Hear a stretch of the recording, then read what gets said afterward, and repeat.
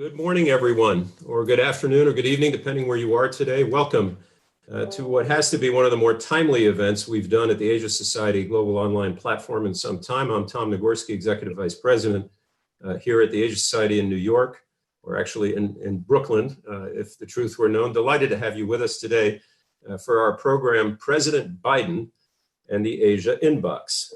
Until about 48 hours ago, the title was actually President Trump / Biden with a question mark. But as of late morning here on Saturday, that of course has changed. And so we're going to be looking today at what some of the ramifications and consequences of a Biden administration may be for Asia after what may well have been the most closely watched US election in our lifetimes. Now, normally at this point, I go through some things about upcoming events at the Asia Society, but this is, as I said, timely enough, and this is a members-only event, so our members probably know what's coming at the Asia Society. At any rate, you can always go to asiasociety.org for that, but let's get right to it. We have a great panel joining us today to take up all these questions. Ambassador Heng Chee with us in Singapore, one of Asia's most respected diplomats, a longtime ambassador from her native Singapore to the United States. She also served as her country's permanent representative at the United Nations. Today, she chairs the Lee Kuan Yew Center for Innovative Cities in the Singapore University of Technology and Design, serves on many other boards in Asia, and we are always proud to note Heng Chee is co-chair of the Board of Trustees here at the Asia Society. Vali Nasr joins us today, one of the very few individuals, at least it's my opinion, who can speak with authority on just about any issue affecting almost any nation across the vast continent of Asia. He is Professor of International Affairs and Middle East Studies at the School of Advanced International Studies at Johns Hopkins University, commonly known as SAIS. Previously served as Dean of the school, and before that was Senior Advisor to the U.S. Special Representative for Afghanistan and Pakistan. Vali Nasr is author of several critically acclaimed books, including The Dispensable Nation, American Foreign Policy in Retreat. He also serves on the board of several major academic institutions. And it's great to have Wendy Cutler with us today. She is Vice President of the Asia Society Policy Institute and Managing Director of our Washington, D.C. office, which is where she joins us today. She joined the Asia Society after a distinguished career as a diplomat and negotiator in the Office of the U.S. Trade Representative, had extensive experience in Asia in that role, having been a lead negotiator for the Trans-Pacific Partnership, TPP as it's commonly known, during the bilateral negotiations with Japan in particular. She's also chief negotiator of the U.S.-Korea Free Trade Agreement. And I guess to start today, and just to frame things with a very brief update of where we stand at this moment, again, former Vice President Joe Biden and Senator Kamala Harris have won the election. They've won by a wide margin in the popular vote here and what looks to be a growing margin in the all-important Electoral College. But we also find ourselves in this strange moment in which they and their team have begun the process of transition, which involves everything from crafting policy plans to considering future cabinet posts and so forth, while President Trump, for his part, has shown no sign of conceding the election and every sign that he's going to fight the outcome, saying the results are not valid. There appears to be no basis for his statements, but certainly the president is energizing his core supporters to protest the results. So we may be in for a turbulent couple of months, to say the least, before the transition is complete. So that's the basic backdrop for our conversation today. And after that conversation, we'll take your questions, as always. And a reminder for all our members joining us, wherever you may be watching, you can share questions using the question or chat boxes. With that, let's get started. And Heng Chee, let's begin with you in Singapore. Perhaps you can kick us off with some of the reactions, questions that you've picked up, not only in Singapore, but I know you are one of the most connected people in the region. What are some of the most interesting things you've heard from people, either about Mr. Biden's victory or the campaign and the sort of wild process we've been to over the last week or so? Over to you. Thank you, Tom. Tom, let me begin with some hard data. I like hard data. I'm a political scientist. I came across two polls, one conducted by the British YouGov poll of 8 places in the Asia Pacific. I say 8 places because it's Taiwan, Hong Kong, Philippines, Thailand, Australia, Malaysia, Indonesia, and Singapore. And there was an Ipsos French market, sort of poll. And they asked the same question. Who would you like to win the elections and who do you see winning the elections? The YouGov poll of these 8 places I mentioned, who are all probably watching, this program, Hong Kong, Taiwan, etc., found that overwhelmingly, except for Taiwan, every country chose Biden. They said they wanted Biden to win. Only in Taiwan did the 42% choose Mr. Trump and 30% Biden. Singapore was the place where Mr. Biden scored the highest, where most people wanted him, 66% to 12% voting for Trump or wanting Trump. Indonesia, 63% to 12. Malaysia, 62 to 9. Australia, 60 to 21. A big group wanted Trump there. Philippines, 59 to 14.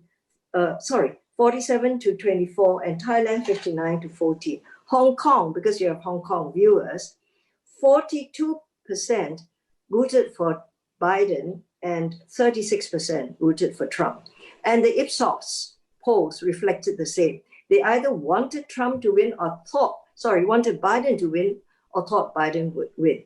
Now, I've been speaking, today to someone from Indonesia, one of the leading strategic thinkers, Dino Jalal, and he said for Muslim countries, there's no doubt that they wanted Biden to win because, of the Trump policy on Muslims, and they wanted more visas and so on.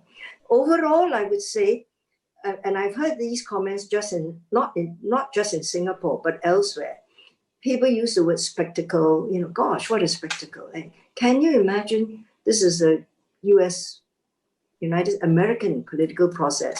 They were in wonderment, but that was a great sense of relief that there was a result, there was some clarity, even though they know there could be some challenges, but hoping, this will maintain. I think I'll stop there. Well, you can stop there, but I think I have to follow with just a couple of things, Heng Chee. First of all, thank you. I think only at the Asia Society do we get something that I'm pretty sure has not been on any of the cable networks here for the 24/7 coverage we've been getting, which is a kind of exit polling from across Asia. So thank you for that. Of course, my mind does go, and I think I know the answer, but let me ask anyway to the question about Taiwan, which, if I understand you correctly, would then be the one country that, or one part of the world in the region that was different from the rest. And does that go basically because the Trump administration has stood up for them, you might say, right? I think that has to do with it a great deal.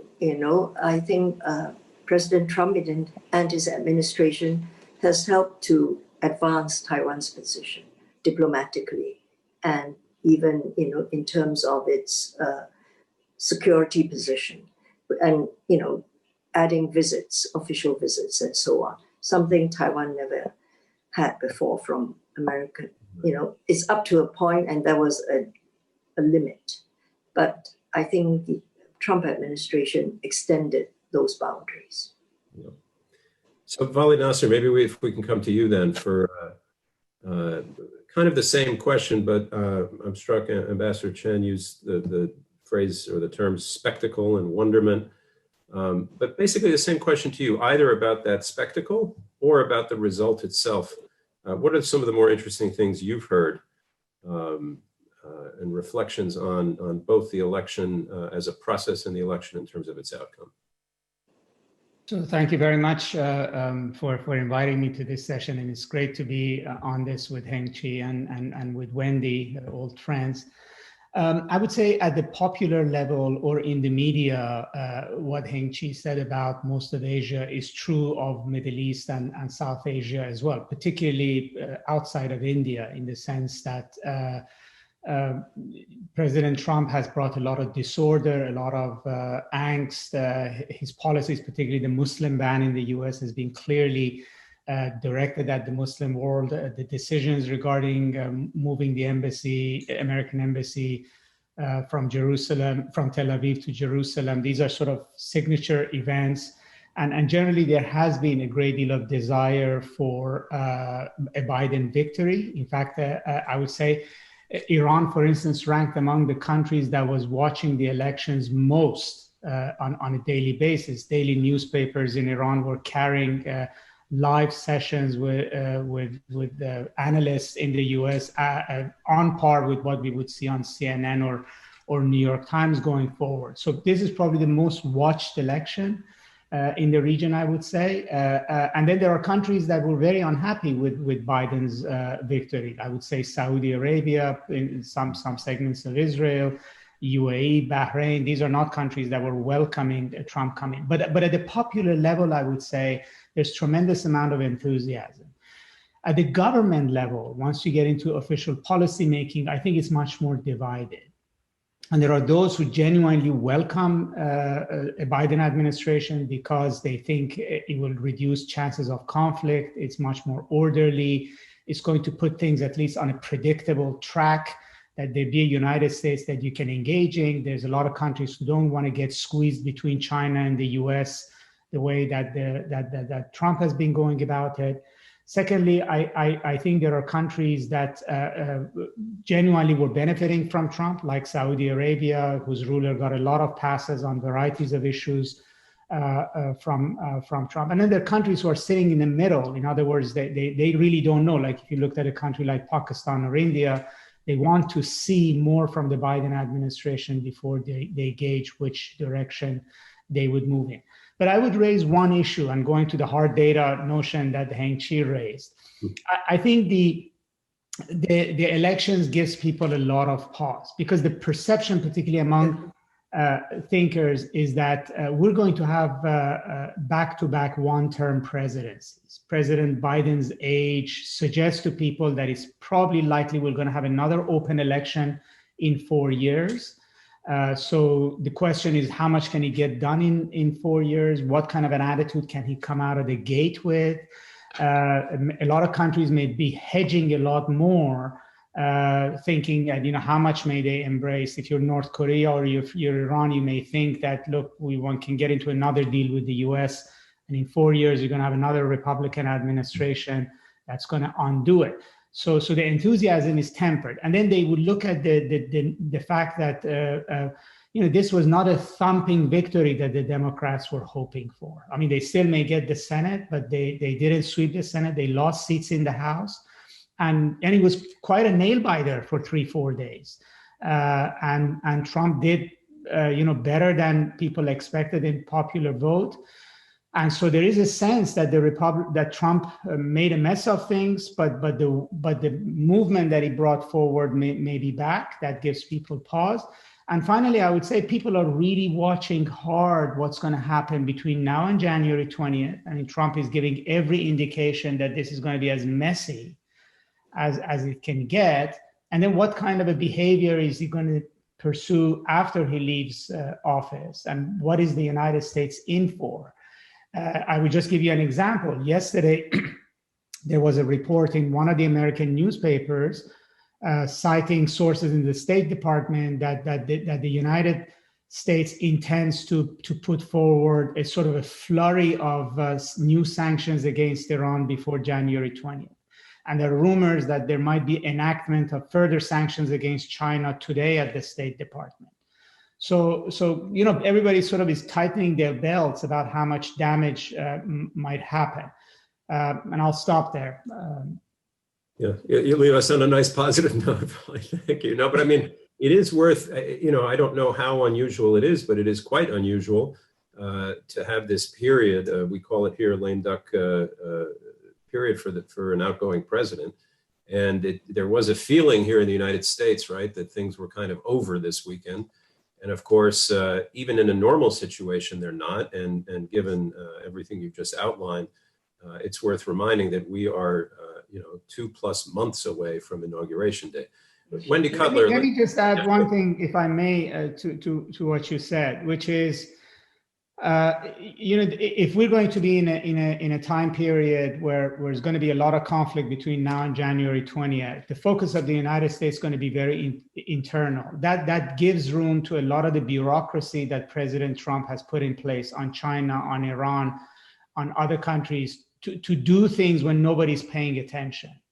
That might make things difficult. It's not always the president, it's people below him. It's the Peter Navarros of the world. It's the Pompeos of the world who have a month to do things when everybody's focused on Arizona or what happens. And this other issue, there's a lot of worry that how many coups or events around the world might happen during this period when the United States and Europe and China's attention is on Washington, and people may not pay a great deal of attention if countries do certain things or try to do cleanups while we're going. So the situation is that, we may arrive on January 20th with a situation in some parts of the world that might be different than where we are on November 9th. Yeah, fasten our seatbelts. Wendy Cutler. Hope for the best, but fasten our seatbelts. Yeah. Same original question for you, Wendy. I mean, no doubt you've been hearing from any number of Asian capitals over the last little period.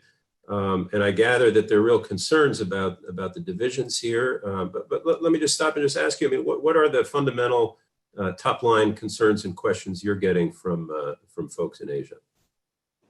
Well, thanks. And it's really my pleasure to join this panel. And it's quite timely. I think we picked a good time to do this given the results on Saturday.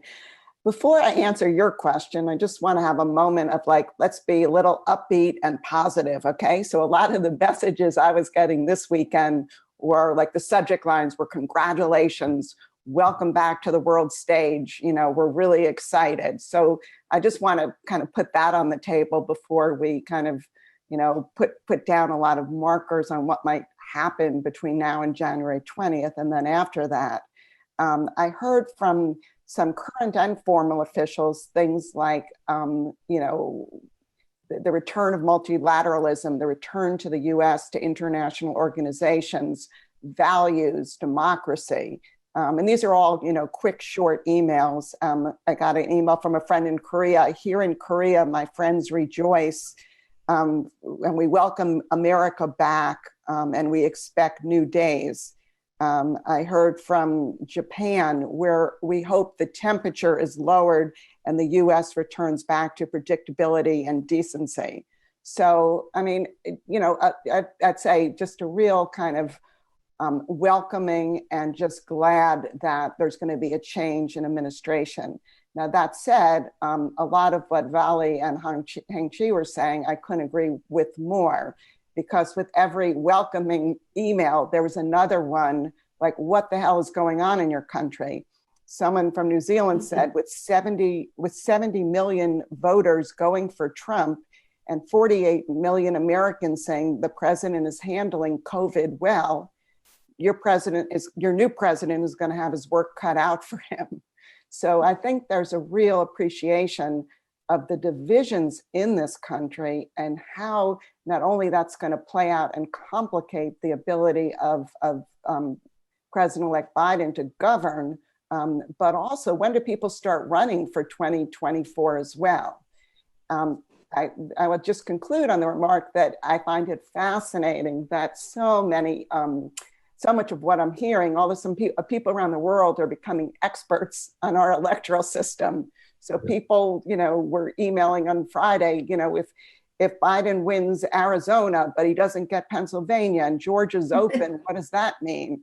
But really getting into the weeds of this and wanting to know when Trump talks about the Supreme Court, how does that happen? And when does the House of Representatives get involved? So I think there's a growing appreciation of our democracy. Some people can say it was really messy over, the past 5 days. And my view is, I think this shows democracy works. We clearly more needs to happen over the coming days and before January 20th. But, our system is working. Those are really interesting points. And in particular, those emails, Wendy, I mean, between those emails and and the statistics Heng Chee provided, we could, there's a paper to be done in there. But let me just follow up, Wendy, on one thing, because you did mention, and I hadn't known it until you shared with me before the program, that in one way or another, you have participated in 4 such transition periods in Washington. And maybe you can just let us in a little bit on, even under normal circumstances, what that period is like from the standpoint of, not so much crisis management as they must do. I think there's a coronavirus task force being named as early as today for the Biden team. But what goes on or what has to go on from the standpoint of thinking about issues, let's say, from a foreign policy standpoint in this period of an interregnum? Yeah, I mean, the transition periods are very important, right?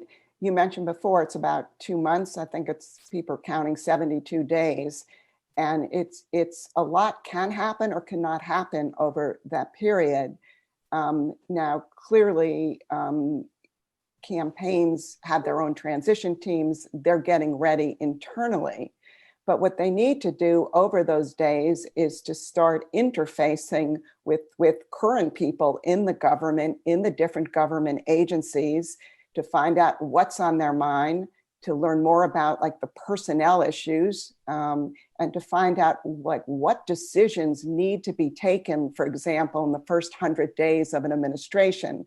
Now, of course, the campaign is doing that, but sometimes when you go into the agencies and you really talk to people working there, you learn a lot more, and you learn a lot about the nuances of a lot of these decisions. I have, as you mentioned, during my stay at USTR, I went through 4 transitions, and frankly, they were all very smooth. An office was set aside for the transition team. They were given full access to meeting with people in the agency. This time around, we'll have to see how it goes. And I would note that already the General Services Administration, kind of the agency that's kind of tasked with providing the resources, the offices, and getting things going, they have not called the election. And so, this process hasn't started. Again, the campaign is doing the process and they have a transition team, but I'm talking about like the interface with the current government. And frankly, the way President Trump is, this may not happen. We may not see this. And I've even read some people are worried that a lot of the files and a lot of the paper and the emails, they won't even be available for the successor administration. So thank you, Wendy. And I want to come back to something that I think you were quoting from one of those emails, "Welcome America back," right? And this goes to the question, and it's a general impression, and maybe I'll start with you, Heng Chee, on this, because you are in a region where they may well be welcoming America back. But that presumes that we agree, or that you agree with a premise that has been thrown around a lot, that American credibility has been greatly damaged, its reputation damaged. And of course, this is a different question with a different answer depending where you go in Asia. But again, starting with you, Heng Chee, do you believe that the United States has lost credibility in Asia in the last 4 years? Where in particular, and can it be repaired? I think I would not be telling the truth if I said you did not lose influence and standing, and the American reputation has been affected, tarnished somewhat. But I don't think it really it started only with Trump, but it really, moved really, downside with Trump tremendously. I think with the financial crisis, we saw the beginning of it, But during the Trump administration, I think most of the world did not understand what was going on, the unpredictability, the volatility. So that really damaged the United States. And what did the United States stand for? I think the credibility of the United States has been deeply damaged by the chops and changes that you do to trade agreements, to, when you negotiate with partners, you join something, climate accords, you pull out, you are in WTO, then you don't want to support WTO. I think this is not the America the world looked to for leadership. America led after the war. And all these institutions, multilateral institutions, were built and many followed. I think that we've seen that take a big hit. So yes, American credibility has been affected. And then some of the things that the president says, so I think Americans see that and the world sees that. How can it be repaired and what needs to be done? I think I want to say this in a very considered way. For Asians, all of us in the Asia Pacific, America has changed. It's a different country. I think we're beginning to grasp this. 70 million votes going to President Trump and 72, is it 75 and 71 now? It keeps changing. I think the latest, it's 75, 71. 71 million votes goes to the America that President Trump stands for. Now we're discovering what that America means. Then we are looking at what the America President Biden is going to represent. So Asia must come to understand America. I would also say when President Biden goes to the Asia Pacific now, he will find the Asia Pacific slightly different. To say China is a rising power is one thing that we have been talking about. But more than that, I think during this period, in the absence of the United States, when the United States has not taken up leadership in the last 4 years, and over the pandemic, many small countries and middle-sized countries feel they have a sense of agency. And they can take action, they can form coalitions, they can do things. For instance, during the pandemic, US leadership was absent. And so Singapore worked with a few countries, about, I think, 6 countries, Australia, New Zealand, Chile, Myanmar, and Brunei, Canada, to agree that we would keep trade open and supply chains open. Other countries then thought it was a good idea and also followed. Canada took leadership and brought together 12 countries. Canada, Italy, Morocco, Mexico, Peru, ROK, Singapore, Turkey, and the United Kingdom. And we pledged to pool our research and scientific resources together and share findings. We wanted to be pro-science, not anti-science. And China is not there, America is not there, US is not there. So what I'm saying is that now you find in the world and in my region, countries believing they can take agency and they can shape their future and form coalitions. So when the United States comes to the Asia Pacific now, after 4 years being away, and the Democrats too, I would say you have to lead but listen, and you have to consult much more. And I think this is the new world. And for us, is getting to know the new America. So Vali Nasr, I mentioned just as part of the introduction, your book, Dispensable Nation, which was written, about 6-7 years ago. I guess it's an apt, it comes to mind anyway, as we ask this question about repairing America's credibility and reputation, and perhaps whether America can become indispensable again. But how would you answer the question of the repair job that lies ahead for the United States, wherever you feel in Asia it's most needed? First of all, I think I agree with everything Heng Chee said, and I would start saying by saying that we have to have expectations that are now realistic. This idea of a snapback to where the United States was is not really realistic for a number of reasons. One is that trust takes a long time, credibility takes a long time to build. It's very easy to shatter.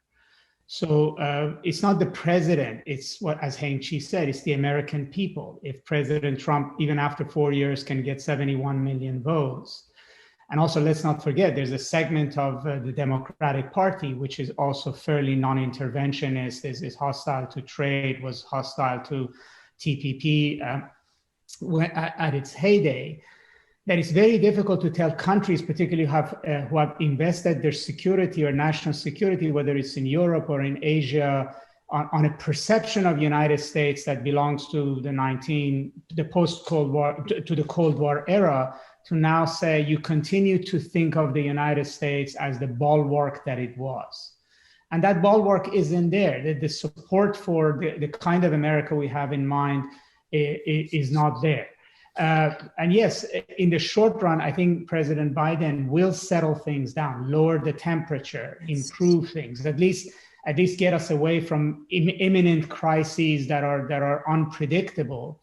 But the idea that you would say Japan, Korea, Singapore, many other countries are going to just sort of think that you can rely on the U.S. that's not going to veer away again in 4 years is a tall order. Secondly, I think, realistically, once the enthusiasm settles, that at least we're having somebody in the White House that's not going to do any further damage. America is a very divided place. It is wounded in many ways. And then let's not forget what COVID has done to the American economy. I mean, we haven't seen the worst of it. We're still going through a winter with COVID. The rates of unemployment in the US, the economic battering is still unfolds. So there's going to be a certain degree of inward looking in the United States, which has impact outside. The United States cannot afford wars anymore. It will get out of Afghanistan. It will not really want to go to war with Iran. And a lot of these countries, which have been sources of regional tensions, are going to calculate that as well. And if you're sitting in Northeast Asia, you may think that U.S. commitment to really reining in a way where North Korea may not be there. What are they going to do on their own? How much they're going to rely on Beijing to manage the situation? Is the calculation has changed? And finally, I would say that, and this is an important point that Heng Chee raised about, how the COVID has made the world grow up, if you would, in a lot of emerging countries, the sense of agency they have. They've done better than the US. But also other things have changed in the world. There are a lot of countries that now sort of think that the US has not really shown a good model either for democracy or governance in the past 2-3 years. And I don't know, the China model used to be a model for a different reason 10 years ago. But again, people are looking at this sort of a combination of technocracy and authoritarianism as better managing the world we're in. And finally, I would say we're not really entering a period of great power politics. The unipolar moment is over. And it's not just US and China. It's also Russia. It's Europe. Europe is unfettered from the United States. It's not as great a power as the US, but it's a senior junior power. The still conversation continues in Europe about what's Europe's future military commitment, its own independent future with China and Asia. And so even multilateralism, the idea of cobbling back the world together is not what it was. So I think what we really need is of the Biden administration, and I do have trust that the brain power is in Biden's team for that, and that makes me very hopeful, has to think of not a return, but as former Deputy Secretary of State Bill Burns put it in an article, of a reinvention that actually is credible to all of the countries that Heng Chee mentioned. Because if you just said we're going to go back, it's neither credible to our enemies or adversaries, nor is it credible to our friends. So we have to come up with something that builds on the best of the past, but they would take it seriously.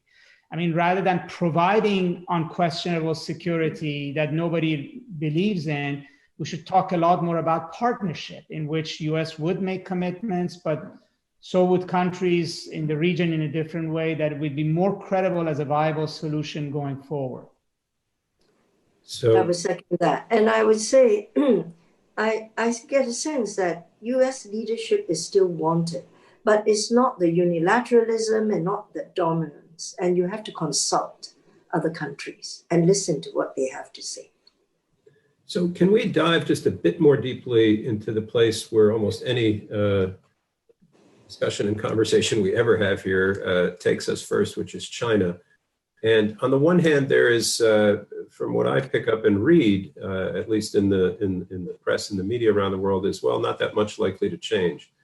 But on the other hand, I mean, the approaches here, and I should say that comes largely because of the point Vali just made, that that there is, it isn't just the Republican Party. There is now a bipartisan consensus to be tough on China, whatever that means.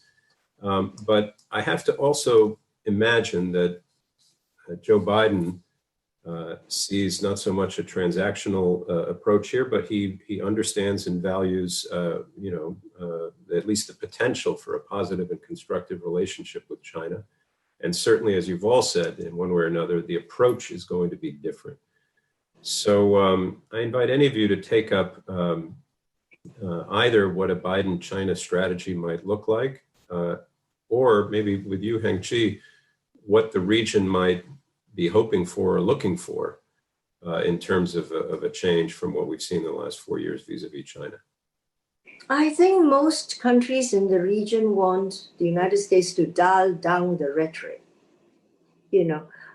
I read, that Japanese scholar I read it in SCMP, I think, said that, we wanted the United States to come in, and deal with China, to push back China. But my goodness, they've overdone it. There was a bit of that sentiment. So I think the region, the Asia Pacific, really wants a stable US-China relationship. Everybody here is about business and doing well, but keeping China to the rules. So balance, they're looking for balance. They're not looking for war. They're not looking for conflict. But we know the United States, because of who you are and what you represent, and where the country is now, there's a bipartisan consensus on being tough with China. But you will cooperate. And I think Biden will stand for that. Cooperate where you can and confront where you must. But do not force the region to choose, and do not present us with binary choices. I don't think anyone in the region is prepared to take it. And the Indo-Pacific strategy, ASEAN didn't sign on to that. We came up with the ASEAN Outlook on the Indo-Pacific, slightly different version of the Indo-Pacific, which is more inclusive and open. So I think Australia is a little bit more open also, is inclusive, not exclusive. So there are variations. And the region has to live with the United States and with China. That's a reality. So no, I think what we would like is a reliable partner, a predictable partner, reliable presence of the US and a predictable presence, but try to create a stable relationship with China. I'm reminded of another issue that we haven't taken up here and placed to that front, just a viewer noting that climate change may actually provide at least an area where common ground and common cause may be found. And global health security, right. Try to work together. And vaccine, why must there be competition? This is a global health matter, life and death, So it seems to me there are areas that the United States could lead in this humanitarian view. No competition. Is about, everyone in the world, everyone's lives. Yep. Wendy Cutler, trade has so dominated the 4 years of the Trump relationship with China. What do you see in that? We get to TPP or some version of it in a moment, but the U.S.-China trade war, trade deals, redone deals, et cetera, where might we see things going on that front? So I think one of the defining differences between a Biden and Trump administration with respect to China will be a real bilateral approach versus kind of the go it alone strategy that Trump used, particularly in the trade field. But I wanted just to build on something Heng Chee said, because she was talking about the expectations from Asia. But frankly, also, I think for Biden to succeed and to really show that a multilateral approach can work, our Asian partners are going to need to kind of step up to the plate as well. Now, I'm not saying they need to, to endorse everything we want, but through a partnership, if the idea is we can be more effective with China if we're united, then again, I think we need Asian countries to step up to the plate. And let's just be honest, in the trade area, a lot of them in particular have kind of been behind us, okay? I'm not saying we followed the best policy, but a lot of them share our concerns. They were very turned off with our tariff approach. So now is the time, in my view, let's show a multilateral approach works. When back to an earlier question, we're talking a little about, can we regain our stature, our trust, our position, our in the region? And a lot of that, I think, initially can be done with just a change in tone. But I think that will also need to be followed by actions. Now, there's already been some actions noted by the vice president, the president-elect now, such as rejoining the World Health Organization, rejoining the Paris Accord. But I'd also like to put on the plate, I think in the trade world, a really good sign would be for the United States to endorse the consensus for the new Director General of the WTO, Dr. Nagorski from Nigeria. We're the only country blocking that appointment. It's such an important organization, the WTO now, if indeed it's going to play a role in trying to deal with some of these China trade issues. And I just think that would be a really positive sign for the United States to say, yes, we're going to join the others. Let's put her in the helm and let's get to work. Yeah. Vali Nasr, maybe one more beat on China if we can. Wendy mentioned the change of tone would be welcome. There are definitely those who would say, well, actually the Trump tone, or at least the tone plus the sort of wild unpredictability actually had some utility in scrambling things a little bit. But comment on that if you would, or anything else you'd like to say in follow-up to the China conversation we've just been having. Well, my own personal view is that unpredictability is not a strategy because you not only may confuse your adversary, you may confuse yourself as well. I mean, there's a lot of people here in the US also don't know where we're heading. And if you're a business, major business in America, it actually doesn't help you not to have predictability in this relationship. And if the president was trying to sort of create some kind of an economic balance between U.S. and China, the unpredictability is not actually helpful, and it will hurt both sides. And then you lose control of all the other countries in the middle because you cannot have a multidimensional chess here. And also I want to just say that we're also entering a period where China is I don't want to call it a problem, but it's a more different kind of a challenge or concept for the U.S. We've often thought about China as a Pacific issue, as an Asia issue, but China is now showing up increasingly to the West. One of the big news of the past few months was the talk of a major strategic partnership between China and Iran.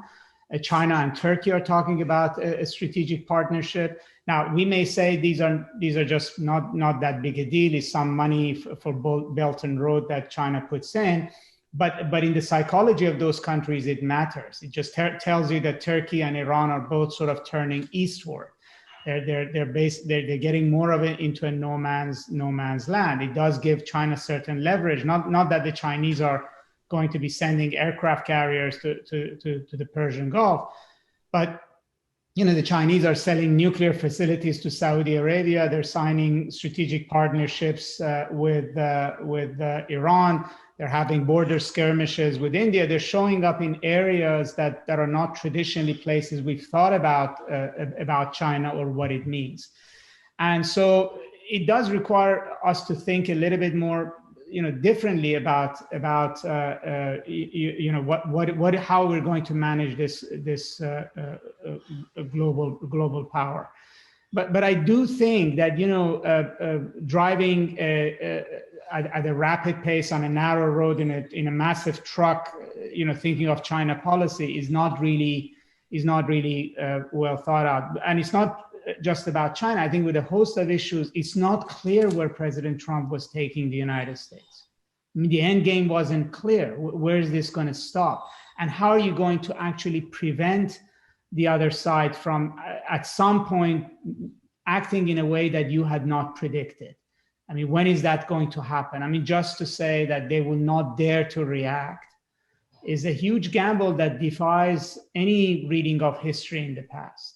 So I have to just jump in and follow up then, because Vali, a lot of the advisors on foreign policy, and they will be deeply engaged and involved and probably already have I'm sure put together big fat briefing books for the vice president on China. And Vice President Biden, when he was vice president, was quite involved in the China portfolio. So what do you think, given everything you've just said about the last 4 years, what do you think might be the beginnings of Biden's strategy on China, given that, as you say, you can't just have a big truck like you just described? What might we be seeing that will be different?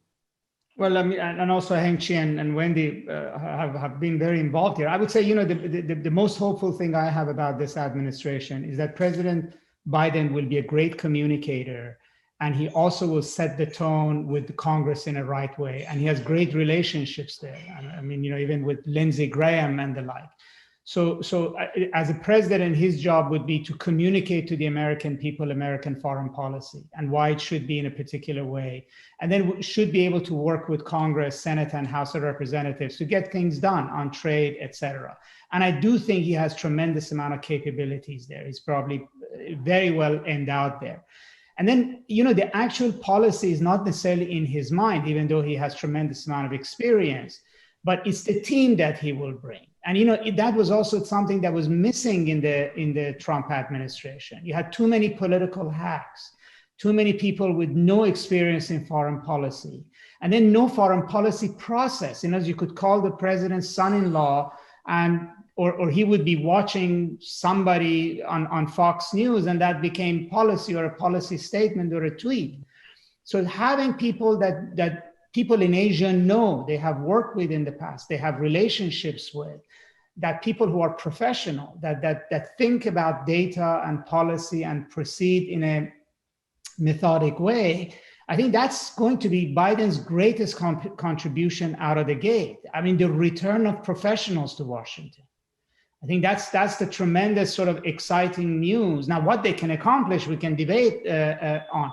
But first things first, you can't run foreign policy with political hacks, who just want to please one man and have no experience in doing this. So I think we will see a lot more professionalism in approach to Asia.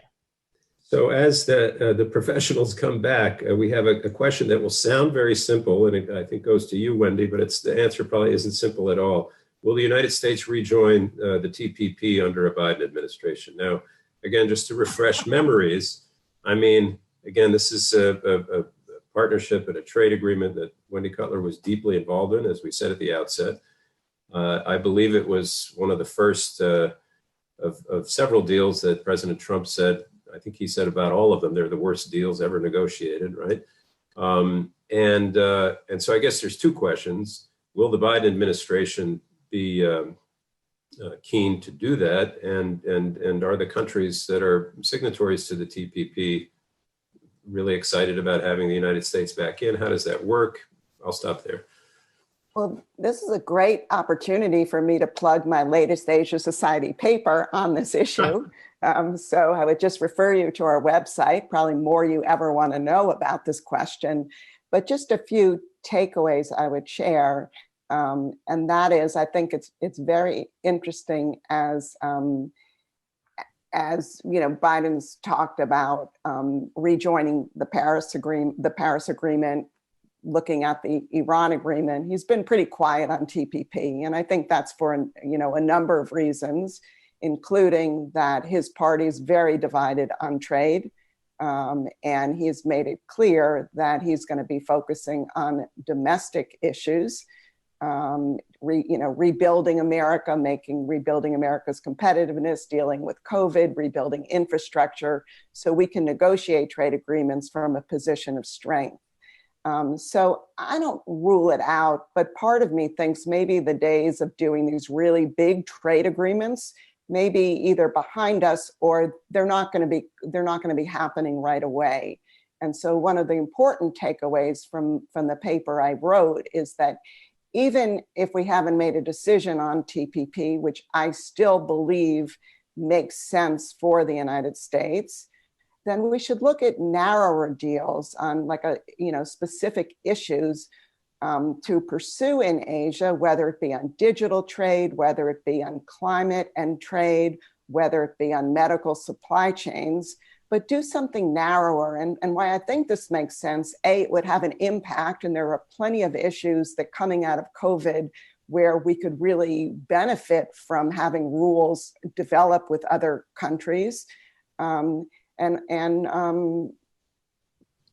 It's doable. It's a way to rebuild trust with our partners. And again, coming back to something I said earlier, I think a change in tone is important, but at a certain point, our partner's going to be looking to us for actions and for concrete signs of changes in our policy and our tone.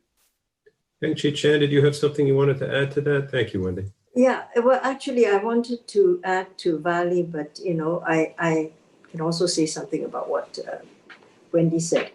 I agree with Vali and his point about, the return of professionals. Now, I don't want to make too much of professionals, but, we are all professionals. But I think during the last 4 years, the problem was that there weren't enough people appointed in the administration, whether it was the State Department, Treasury, Defense, you just name it. And ambassadors in Washington, Wendy would know this, often said, who is there to talk to? Who do you talk to? Not enough people around. And as a result, you don't get as many visitors to Washington because there's nobody to see them. And there are not many visits to the region. And I would say this, that actually in Asia, 90% of your success is being there. Face-to-face meetings and being present at summits is extremely important. Mm-hmm. And I think that has to be emphasized. So this professionals being there in place is very important. And I know during the Obama first administration, there was a very active state team. It was Hillary and Cutler and his team. And they made so many visits to the region. They made Southeast Asia matter. And Southeast Asia felt, wow, suddenly people are interested in us. We're not just a stop after Northeast Asia, So it made a world of difference, but that has slipped, you see.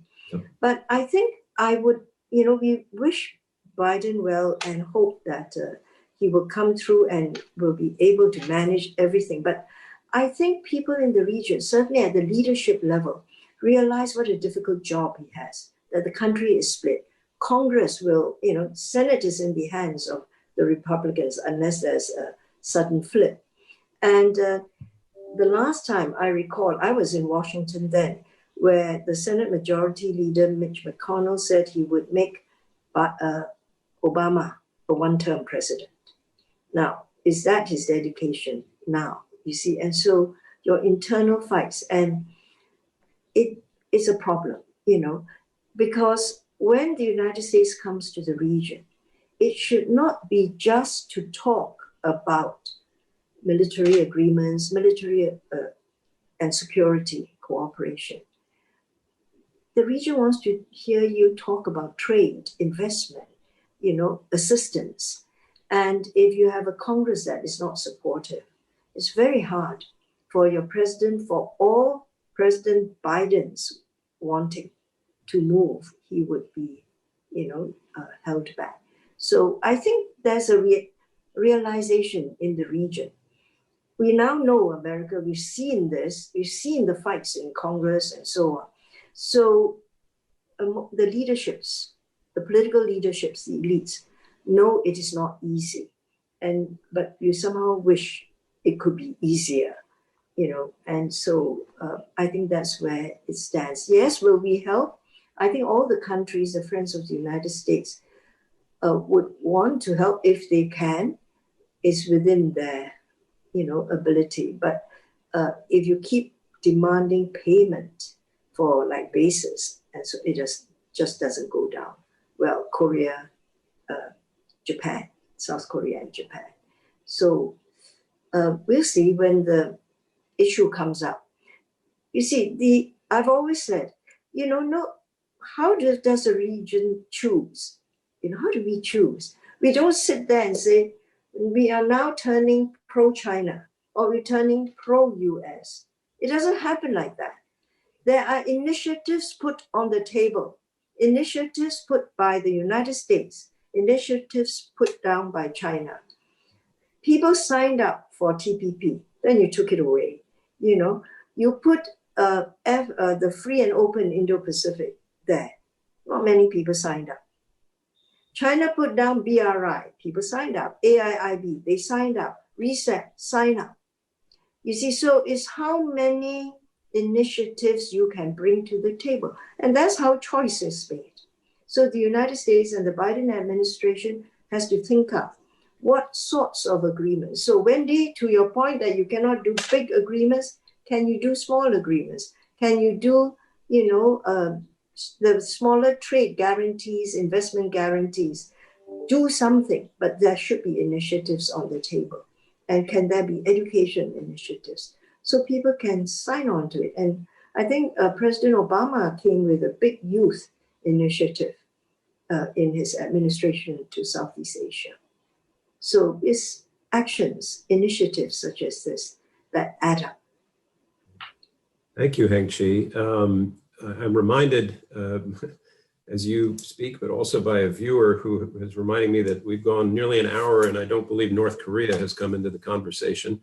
So there's a question about that. And famously, 4 years ago in the transition period, President Trump actually talked a lot about this, that in his one-on-one with then President Obama, that was what Barack Obama told him he would have to worry about most as he came to power. Now, Vali Nasr, maybe I'll put you on the spot on this one, although anybody, please feel free to jump in. There was a lot of criticism of President Trump's approach to, the summits that he had with Kim Jong-un, the quote unquote romance or love letters or whatever you want to say about their unusual relationship. And it's quite clear it has not produced what President Trump suggested after one of those meetings it would produce.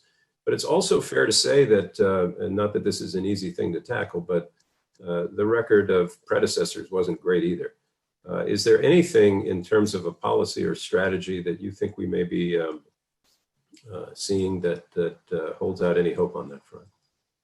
I would just say, generally speaking, that trying diplomacy is not a bad idea. Trying new things is not a bad idea, but you have to have a strategy for success. He didn't, and he didn't even have a team that believed in what he was doing. I mean, one of the things all of us have learned, if you want to get something done, you have to actually have your Secretary of State or National Security Advisor or your negotiators actually believe in what you're doing. And Trump didn't have that. And that's also is not credible to the other side. People are not always looking at the president. They're looking at who's going to do the follow-up after the president leaves the room. And Trump didn't think through about this. I often thought that actually, a failed summit was exactly what he needed because it placated the non-interventionist side of his party where he would say, I'm really trying this and I'm doing this. And then at the same time to the neoconservative side of his party was saying, well, nothing's going to happen anyways. And actually we're going to put even more sanctions on North Korea. So increase sanctions, at the same time meet with them. It was more of a domestic strategy for him than actually really a diplomatic strategy. So I would say the Biden administration has to come in and pick it up from where it is. So certain taboos has been broken. Heads of states that have already met. So, there's no point in trying to deny that that's happened. But what's a credible strategy for the region in terms of managing North Korea? If you're going to engage him, how are you going to do it in a way that is going to be productive? And the same logic applies to Iran, the same logic applies to China, the same logic applies to Russia. And that's exactly why I think unpredictability is not a strategy. Mm-hmm. I mean, it just nobody really believes in what he was doing. Well, one more for you, Vali, and then we'll come to closing remarks, if you will. But we have a question. Could Professor Nasr comment on the future of U.S. relations with India, with a focus on the Quad? I'm reminded again, it's a big continent, and we've managed to go this far with very little mention of India. Changes coming there, or are we on a kind of status quo track, do you think? Well, I think Heng, Chee and Wendy should talk more about that, particularly because I think a large part of India's issues would be trade related. I mean, we don't have a major political outstanding issues. The question is, again, the love fest between the prime ministers, et cetera, was not matched with some of the ways in which President Trump was trying to handle India on trade and economic issues. Wendy, I think you would be better placed to answer that question. And, when it comes to India and trade and investment or economic relations, there's a lot of potential there. And a lot of administrations have really tried to kind of up the game with India. And it's just been really difficult. The Trump administration has really tried to even do a mini deal with India, which seemed to be a mini trade deal, which seemed to be on the cusp of announcement, but was never announced. Because I'm not sure India has figured out whether they really want to open up their market or they don't. And as a result, it's a very difficult country to deal with on the trade front. Next week in Asia, 15 countries are going to be signing the Regional Comprehensive Economic Partnership negotiation. It used to be 16 countries. They negotiated with India for 7 of the past 8 years. And India withdrew from that agreement. They will not sign it. And it's a huge disappointment to the other partners. And so this isn't just a US problem with India on the economic front. I think it's much broader than that. And I think India on its own has to figure out how and whether it wants to integrate, its economy with the rest of the world, because it's falling behind. I mean, just 2 years ago, India's growth rate was among the highest in not only Asia, but the whole world. And when you look at their growth rates now, it's just plummeting with the COVID problems and the resulting economic downturn. But that said, it hasn't changed its policies with respect to how it looks outwardly to other economies.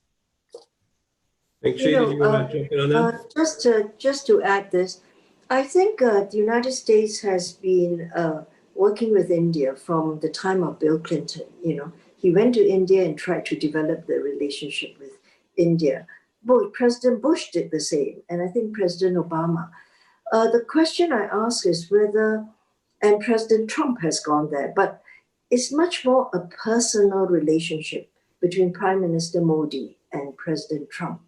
And you remove President Trump, will that be the same relationship? And maybe the United States has to create more institutional relationships with India. Mm-hmm. And I may not be fair here, and maybe with the trade people, Wendy, there is you have relationships and the defense people have relationships. But, if the United States goes to Korea, you have institutional relationships, Japan, institutional relationships, Australia, and so on. And I would say with Singapore too. And it's a question of whether you have enough of these institutional or strong enough institutional relationships, or everything depends on the top 2 personalities. Thank you. So we need to move to wrapping, and I'm going to put you all on the spot with one last question. And it can cover anything we've been talking about or perhaps something we've missed. So as we've said, the Biden administration will, not surprisingly, come in with a to-do list or a first 100 days plan or whatever you want to call it that will probably be largely focused on the domestic issues that are, COVID, the economy, racism, et cetera. But if each of you were to have, I don't know, a half hour or an hour, be it in the Oval Office or at the State Department, to just say that, here is something in Asia that you really ought to focus on and try to get done or advance in some fashion in the early part of your administration? Mindful, Vali, as you said, that this may be a one-term presidency and how quick things can turn here. So putting you each on the spot, maybe Wendy Cutler, we'll start with you. How would you use that time if you wanted to advance one particular position or another? Well, I'm just going to put one concrete idea on the table, and that is perhaps the U.S. should think about hosting APEC in 2023. New Zealand hosts next year. Thailand hosts in 2022. The last time we hosted was 2011. This is the organization involving 21 economies from the region. And the reason I'm putting this, and I would suggest this, I think it's a great way for the United States to show its engagement and leadership in the region. It's doable. And frankly, substance then would fall from that, because as we prepared for our leadership in APEC, we would then prepare what are called deliverables, substantive, tangible outcomes that would be meaningful to the region. Thank you. Vali Nasr, you're in the room where it happens. What are you going to say?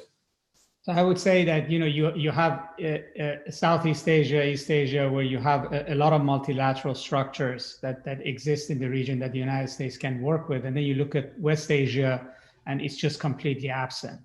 It doesn't exist. There's no regional multilateral structure. So the US should really, I think, use the time to try to build that, because ultimately, as China moves west, as Asia may become more whole, the kinds of alliances, the kinds of regional structures that exist in East Asia are a great model for the Middle East and West Asia as well. And that's not something that you necessarily can get done in 4 years, but you could actually begin building those structures. And I think ASEAN would be a great model to think about West Asia. And that helps the United States as well, because it might help reduce the regional tensions. And I don't think there's any other way forward unless the United States wants to sit in the region permanently. And then, to do that, you have to do a lot of other little things. You have to talk to people, you have to get people to talk to each other, you have to do trade, you have to make investments, but that's a great model for the US to have as a mantra going forward, as a different kind of an approach to the region. Thank you, Vali. Last word comes to you, Heng Chee. You're back in Washington. Mr. President, we understand that right now you have your domestic priorities, and we understand that, and you want to get COVID under control. But foreign policy is one area where you can actually have some freedom to do without Congress hamstringing you, and you may want to take some action there. And if you come to the region, if you just do something very little, show your presence again, it would be just wonderful. The United States now, under the Trump administration, the military presence was there. FONOPS was very constant and was present, and I think everybody noticed that. But I think the next president, President Biden, can take action. Trade is not so doable, although APEC is a good idea, but climate change is a subject that speaks to the administration, to President Biden himself, but to the region, because we are all devastated by climate, every of the countries in Southeast Asia. So if you could come with something, and lead a multilateral effort to try to build a climate coalition, some ways of giving assistance. If you return to the Accords, the United States would make a contribution to the fund. So that would be already helpful. And I think that would be very visible, and that would be a good gesture. I'm just trying to think of non-trade. My first reaction would be to say trade, but I know how hard it is. So I'm saying climate. We can make the APEC summit, the banner could be climate change. Yeah. Combine our ideas. Yeah. Yes. I need to leave it there. First of all, I want to thank all our members from around the world. I know our centers in Asia have been with us. We appreciate all of you joining us today. But really special thanks to Ambassador Heng Chee, to Wendy Cutler, and Vali Nasr for taking the time and indulging us as we sweep so quickly around so many important parts of the world. Really, really appreciate it. As always, as I said at the outset, for all our upcoming events, you can go to asiasociety.org. Here's to a hopefully not so turbulent couple of months ahead, but as we've been advised by Vali Nasr, we'll keep our seatbelts fastened. And until then, I'm Tom Nagorski with the Asia Society in New York. Thanks again for joining us.